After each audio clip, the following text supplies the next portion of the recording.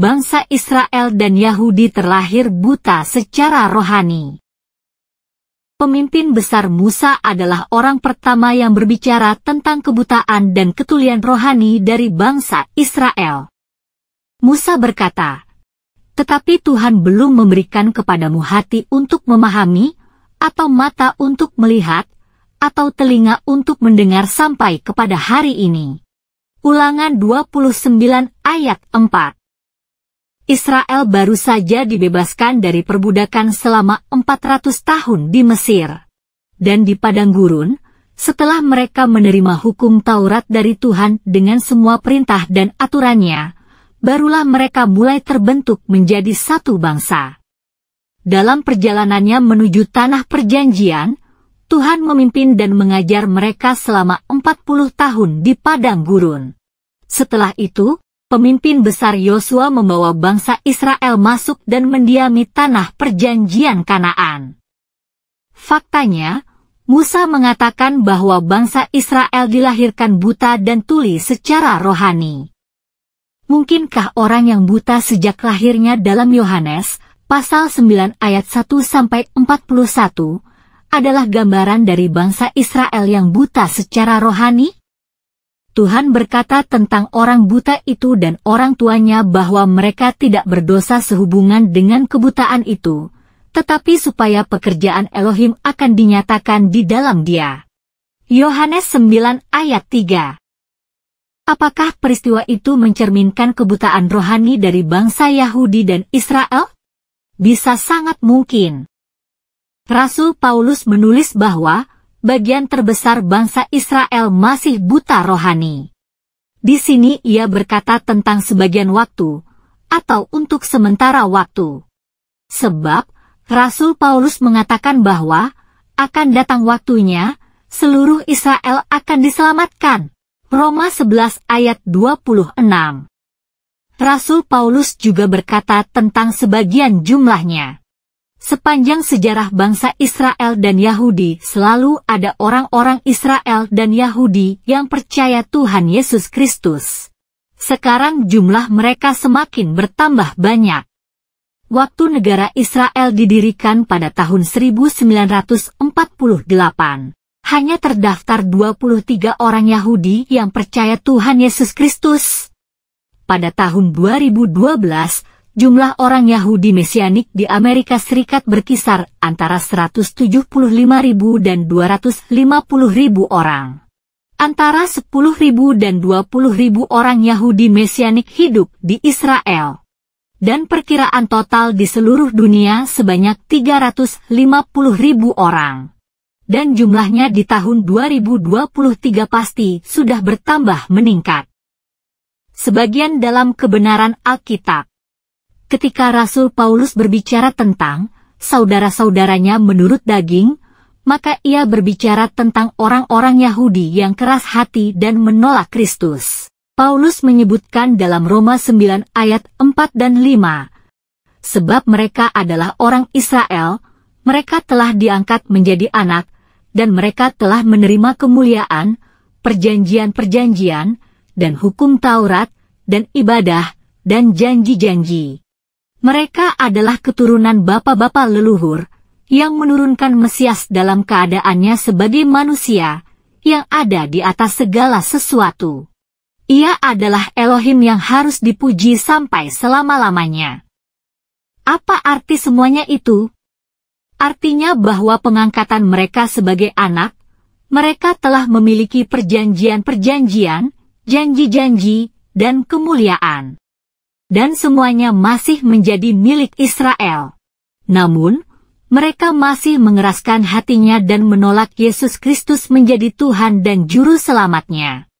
Oleh karena itu, Tuhan Yesus berkata kepada murid-muridnya, "Kepadamu diberi karunia untuk mengetahui rahasia kerajaan Elohim, tetapi kepada orang-orang lain, hal itu diberitakan dalam perumpamaan, supaya sekalipun memandang, mereka tidak melihat.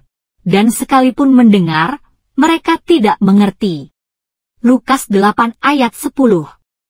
Perhatikan bahwa Yesaya 6 dikutip lagi di sini.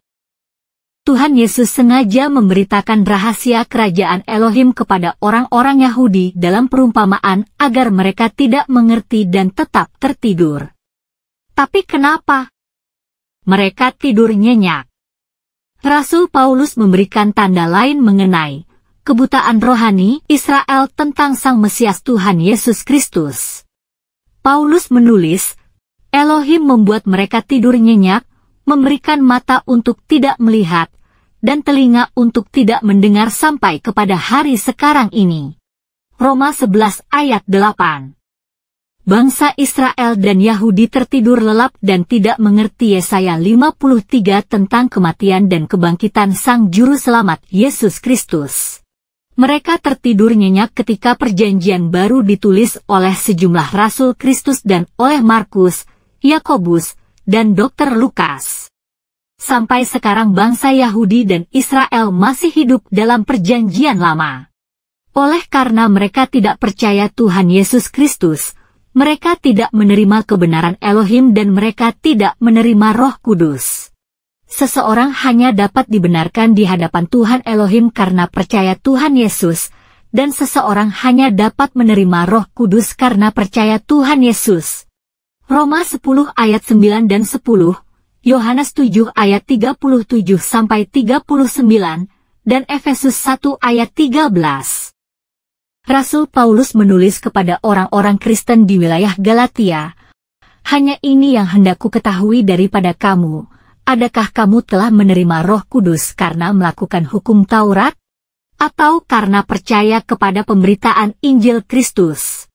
Galatia 3 ayat 2. Jumlah terbesar bangsa Yahudi dan Israel masih hidup di bawah 613 ketentuan hukum Taurat dan berharap dibenarkan oleh Tuhan Elohim dan menjadi orang-orang kebenaran Elohim. Tetapi mengapa? Sebelum kita mencari jawaban atas pertanyaan ini, ada baiknya kita mencari jawaban dari Rasul Yohanes terhadap pertanyaan mengapa bangsa Israel tidak percaya Yesus Kristus, meskipun mereka melihat banyak tanda dan mujizat yang telah Tuhan Yesus lakukan di tengah-tengah mereka. Rasul Yohanes berkata, itulah sebabnya mereka tidak dapat percaya, karena Yesaya berkata di tempat lain, mata mereka dibutakan dan hati mereka menjadi keras, sehingga mereka tidak dapat melihat dengan mata mereka, dan memahami dengan hati mereka, dan bertobat, dan aku akan menyembuhkan mereka. Yohanes 12 ayat 39 dan 40. Ringkasnya, Tuhan tidak memberi mereka hati untuk memahami dan mata untuk melihat. Ulangan 29 ayat 4. Yesaya diperintahkan untuk memberitakan kepada mereka yang buta dan tuli. Yesaya 6 ayat 10. Tuhan Yesus sengaja berbicara dengan perumpamaan agar mereka tidak percaya. Yohanes 12 ayat 39 dan 40. Tuhan sendiri yang memberi mereka roh tidur nyenyak. Roma 11 ayat 8. Mengapa? Ada sejumlah alasan atas tindakan ajaib dari Yang Maha Kuasa, Elohim Israel, terhadap umatnya Israel. Ini ada hubungannya dengan penggenapan nubuatan. Hal ini juga berkaitan dengan jalan yang ditempuh Israel sebagai hamba Tuhan. Saya membatasi diri pada apa yang Paulus menulis tentang hal ini dalam Roma 11. Karena kejatuhan mereka, maka keselamatan telah datang kepada bangsa-bangsa lain bukan Yahudi. Ayat 11. Jika kejatuhan mereka menjadi kekayaan bagi dunia, dan kekurangan mereka menjadi kekayaan bagi bangsa-bangsa bukan Yahudi, terlebih lagi kepenuhan mereka. Ayat 12. Sebab jika penolakan mereka berarti perdamaian bagi dunia, maka penerimaan mereka sama dengan kehidupan dari antara orang mati. Ayat 15. Paulus menegur orang-orang Kristen supaya kita tidak sombong terhadap bangsa Israel. Ayat 25. Kapankah Tuhan Elohim akan membuka mata dari hati bangsa Israel dan Yahudi untuk percaya Tuhan Yesus Kristus? Nabi Zakaria sudah bernubuat tentang itu ketika dia berkata, ketika mereka memandang kepada Dia, Yesus Kristus, yang telah mereka tikam. Zakaria 12 ayat 10. Kesimpulan: seluruh bangsa Israel akan bertobat dan percaya Tuhan Yesus Kristus dan mereka akan diselamatkan. Dan mereka akan menerima kepenuhan Roh Kudus. Dan mereka akan menjadi kerajaan imamat yang rohani dan bangsa yang kudus. Mereka akan menyongsong kedatangan Tuhan Yesus untuk mendirikan kerajaan 1000 tahun damai di bumi yang akan berpusat di kota Yerusalem. Dan mereka akan melayani Tuhan Yesus dan kerajaannya selama 1000 tahun kerajaan damai di bumi. Tuhan Yesus telah memberikan tugas imamat yang kudus kepada kita semua untuk selalu mendoakan pertobatan dan keselamatan bagi umatnya Israel. Marilah kita setiap hari tekun dan setia mendoakan pertobatan dan keselamatan bagi bangsa Israel dan Yahudi. Sumber: Dr. Jan van Barneveld. Diedit oleh Fred Adhabu, SH.